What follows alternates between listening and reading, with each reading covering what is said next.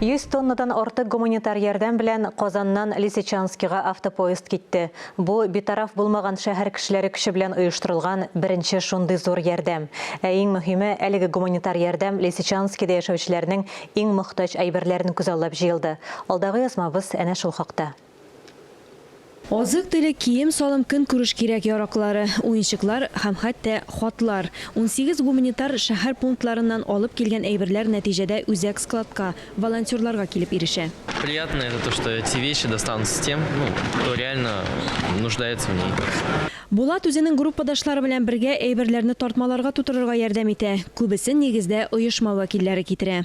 Без моның белән генә шикләнмәйбез. Иртәгә тагын 10 тоннага якын продукция тапшырачакбыз. Лисичан шәһәрендә яшәүчеләрнең тормышын җиңеләйтербез дип өметләнәбез. Ярдәм итү теләге йөзләгән кешене берләштерде. Атна буена 100 тонна гуманитар ярдәм җыелган. Бигрәк тә Лисичанс халкы сораган әйберләргә игътибар бирелгән. Приятно поражает отношение наших жителей. Вот мы сегодня собрали менее чем за неделю первый гуманитарный поезд, 5 фур, более 100 тонн.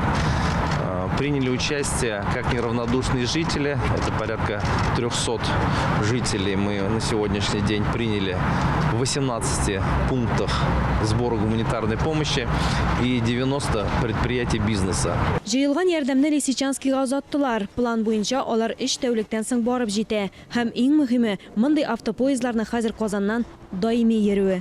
Алия Галиуллина, Булат Шакиев, Владимир Юрков, Татарстан яңалыклары.